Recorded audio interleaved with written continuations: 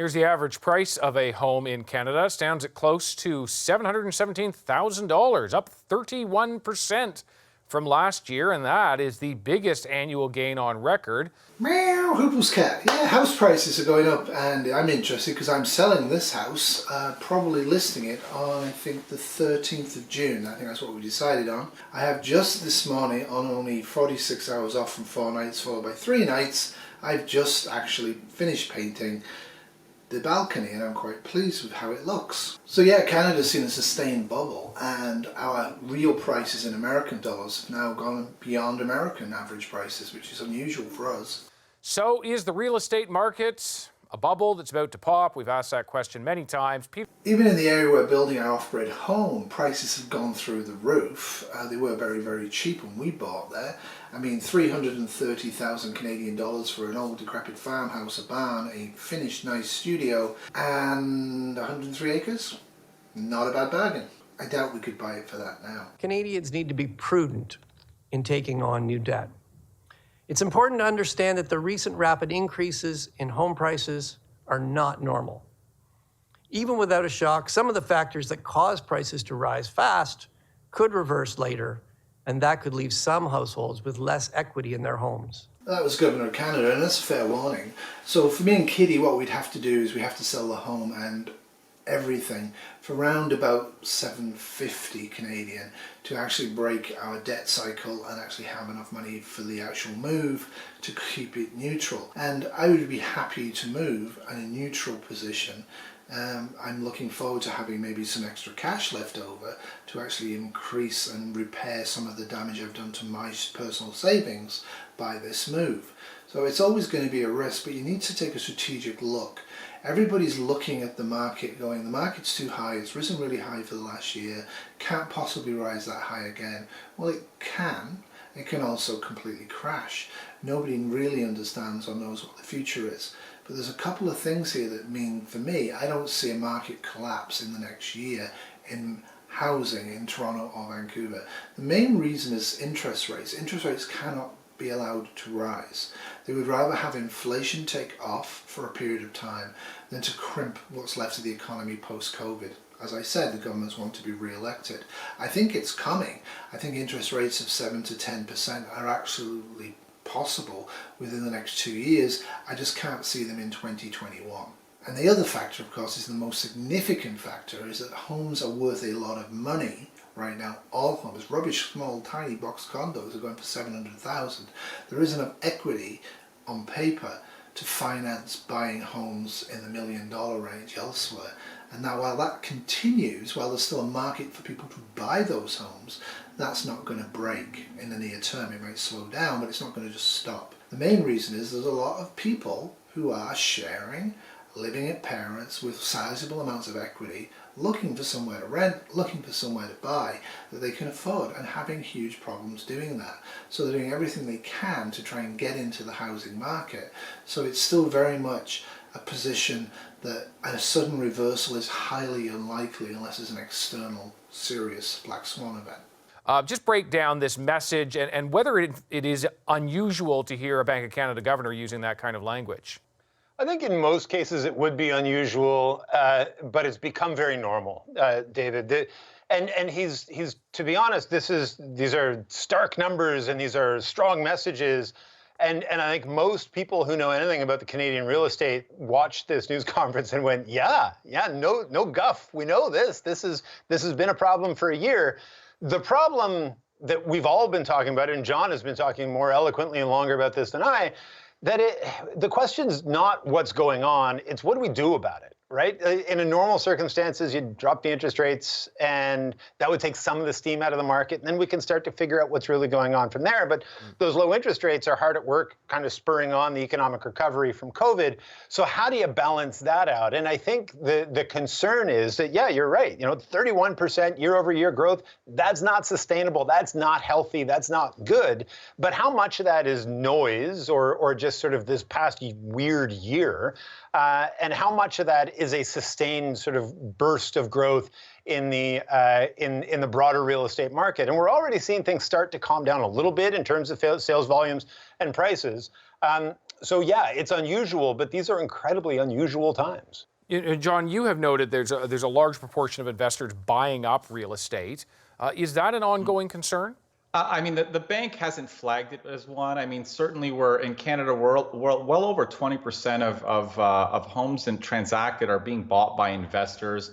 The challenge with a high proportion of homes being bought by investors is, of course, they elevate home prices. Investors usually will pay a lot more than home buyers. And then the other risk is that if we do see a downturn in the future, investors are the first ones to kind of pull out of the market as soon as they see prices start to fall. So the higher the share of investors there are in the market, it typically is the more vulnerable your housing market is. Vancouver and Toronto, where I am, is actually heavily invested in by foreign investors, and that's a different animal altogether. With the instability in Hong Kong, the United Kingdom and Canada, and I don't know about Australia, have seen a large number of quite wealthy Hong Kong people attempt to buy real estate to invest here in Canada to actually get a passport. So that's one of the factors that's in place. Also, there's large Chinese communities both in Vancouver and Toronto, and people like to move where they can speak the language. In my local area, when you break it down to the local area, a lot of the houses that have sold at ridiculous amounts,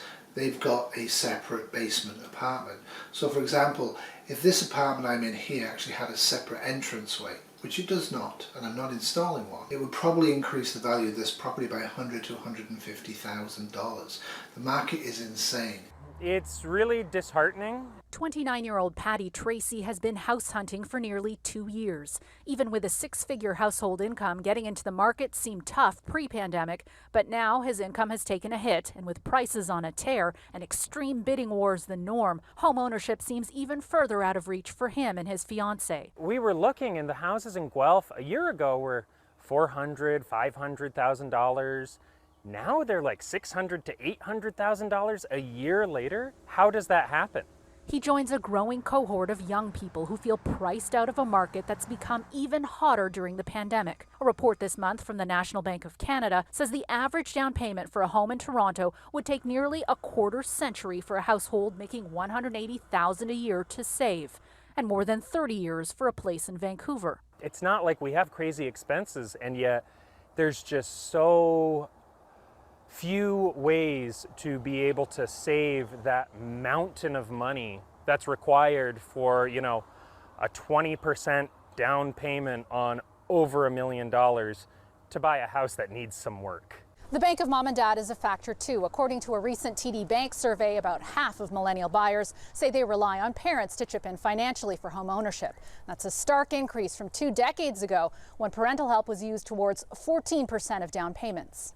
Even though this economic downturn has ravaged the finances of some households, the majority have prospered. Couple that with historically low mortgage rates and a desire for more space, it's the recipe for an ultra-competitive, increasingly unaffordable housing market. It's manageable for those who've built up equity over the years or those whose parents have benefited from the run-up in prices. It seems unsustainable, and yet that's what we say every couple years. Like, this is a bubble, it's going to burst, and then it somehow doesn't. If you're wondering whether buying or renting is the best path for you, personal finance experts point to the 5% rule. Take the total value of the home you're looking to purchase, multiply it by 5%, and divide it by 12 months. If you can rent for less than that, then renting may be your best bet. Financially, that may be the best option, but buying a home is about so much more than dollars and cents. The pandemic has made things so uncertain for so many people, ourselves included. The one thing that we knew was that, we want to spend our lives together, we want to be together. There's just this question of where and how. One of the reasons the market's insane is almost impossible to get decent rental accommodation. We really don't have any.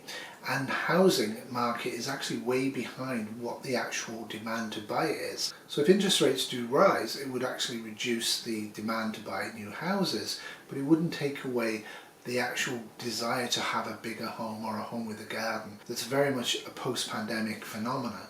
Well, I mean, if we look back to about 5 years ago, I mean, the Bank of England in the UK kind of raised high rates of investors as a vulnerability for their market. And what they ended up doing is the UK government effectively put in a number of measures, including, a 3% land transfer tax on properties bought by investors, They reduce the amount of interest that can be deducted on mortgages, on your finances, to make the numbers look less attractive. So they tried to put in policies that make houses or single family homes specifically less desirable for investors. So they end up seeing more homes being sold to home buyers rather than investors. So those are the types of measures potentially the federal government could take in the future. It could, but anything that actually increases the cost of a home for people like us, normal people who aren't buying an investment property, looking for a home to live in, that would be very, very unpopular. And because of the COVID effect, the economic downturn that's throughout all of our economies right now, but in very limited parts of it, they don't want that contagion to spread throughout the broader economy. If it does, the recovery from COVID could take a decade or more. And they have no intention, none of the governments, they will get as much debt in as they can, they will cause as much bubbling as they can, to make sure that the immediate next year and the year after, through the 2024 period, doesn't see a systemic economic collapse in any of our areas. And of course the main reason for that is rolling for re-election, and nothing makes you less likely to be re-elected than a severe systemic economic downturn. Talking rationally about housing in this country, let alone in a city like Toronto or Vancouver, has been a difficult thing to do for a long time. The weird thing, or one of the many weird things about the last 13, 14 months, has been that I can actually understand that sort of buy chain over the course of the last year, that you've got people in condos that said, I don't want to live in a condo during a complete lockdown, and they moved into houses. And people in small houses said, I don't have enough room here if I have to work from home, and they bought bigger houses or a house with a yard. And people moved out to the suburbs, and people moved into smaller towns where they could get more bang for their buck. And that's why we've seen it's not just Toronto and Vancouver going up, it's all over the country. And so the question is, for those people that are sitting outside of a house with the for sale sign, is what happens when things start to get back to normal? And are you buying at the absolute craziest top of a market, or are things going to continue? Because David, you well know, we've been talking about a bubble in the Toronto real estate market for the entirety of my adult life. I don't know what's happening, but I do know that I can understand the rationality of people making purchases with low interest rates, and so they can borrow more for longer over the last year. My question is, what's going to happen when we started getting back to normal? I've been told during most of my adult life in Canada, I came in 1989, that the market for housing could only ever rise. The only time I ever bought in Canada, I bought a hole in the ground that went up by 10% before it was finished, because there was absolutely nothing being sold. The whole economy was dead. And that's when I prefer to buy a home. This time around I'm buying to retire, so I'm not buying a bigger home, though technically it's bigger. I'm buying a cheaper home in an area well away from any industry in any city, because I want to retire there, because I want to be protected from electricity rates and other things that are likely to increase quite dramatically over the short and long-term period.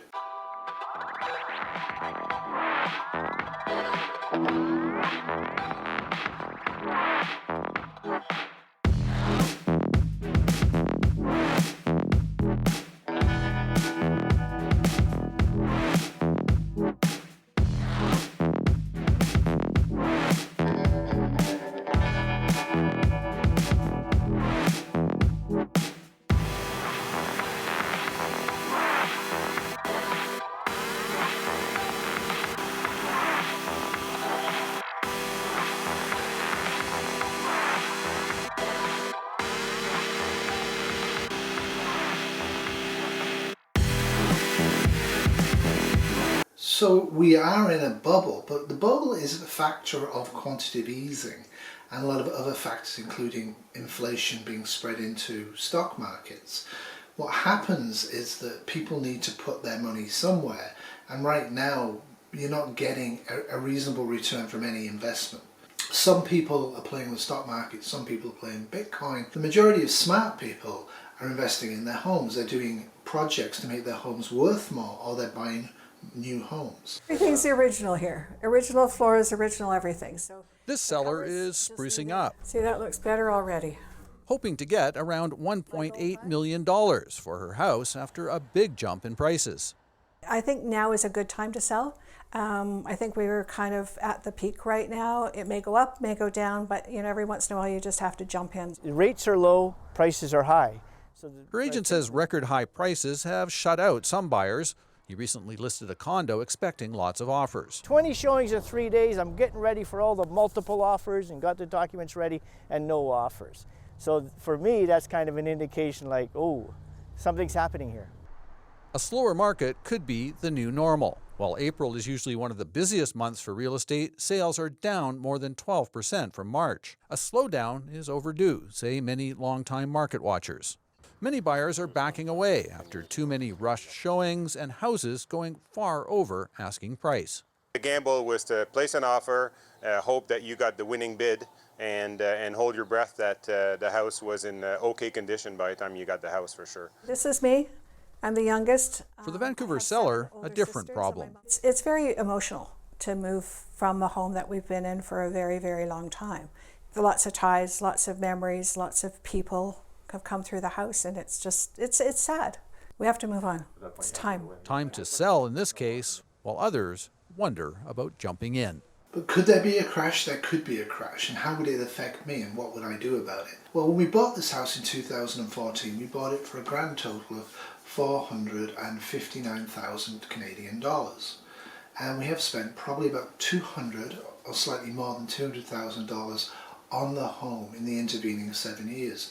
Large metal fencing, a huge extension with a big deck, a lot of stonework, toilets, appliance updates, painting. We've done a whole bunch of stuff. And when you do stuff, if you get 50% of that back, you're doing great, and it's unusual. Depends what you do, but it's hard to actually get the money you invest in a home back when you sell. We're in a very odd market.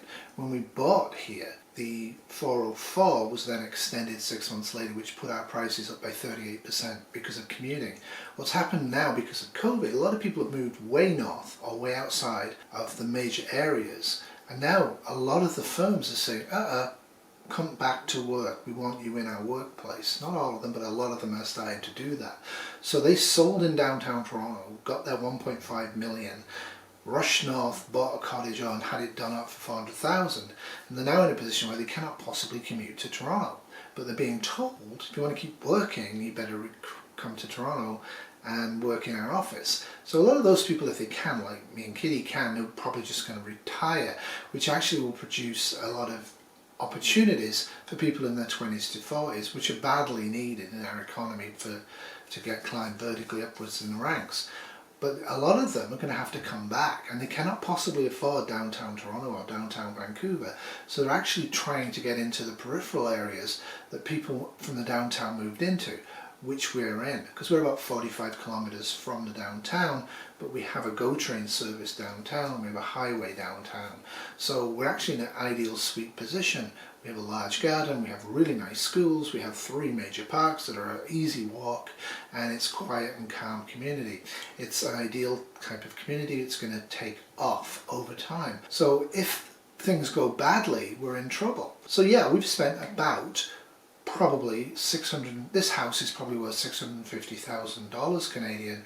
With interest rates rising over the last 7 years, it's probably worth rounded just about under $700,000. We're listing it next week actually for about $860,000. Now we could have listed higher, but what we're doing is what everybody's doing. We're listing and then giving a period of time to go by to see what offers we get in, and then the top 2 or the top 3 offers will be given. By the way, do you wish to make a higher offer? So that's how we're going to do it. And it will be interesting to see what we do get, because the economic destruction, the bubble in the market has happened during my lifetime, and it could easily happen again. What I would anticipate would be a prolonged selling phase. The prolonged selling phase would mean that me and Kitty won't retire. We're going to hand our notice in. We have to give 3 months notice because if we work in healthcare, we have to give 3 months notice. We're going to hand our resignation notes in once we have sold the house, not before we've sold the house, because you really don't want to get in a position of selling your home and then trying to find another home in the local area. It's a disaster. Worst case scenario, we'll be able to put a lot of our energy and stuff into looking after the new home at the Shire and spend time in hotels whilst working to finish off our working in our working career. So it's an exciting time for us. Well, that's it for me. I hope you enjoyed this. We are going to be transitioning into a solar passive off-grid home, hopefully by the fall of this year. And if you want to follow us along the journey, be sure to give me a subscription and a thumbs up, because I like it for my ego. If you didn't like the video, give me a thumbs down. If you disagree with what I've said, please say so in the comments below. It's going to be an interesting time for various reasons, both in our lives and in your lives, because of the COVID effect and various other things that are going on with the economy and the world. So whatever happens, make sure you're happy, make sure that you're well rested. Hopefully, eventually, I will be well rested. Toodles. This has been a 2021 Wolfie Terrier production, In the Sun.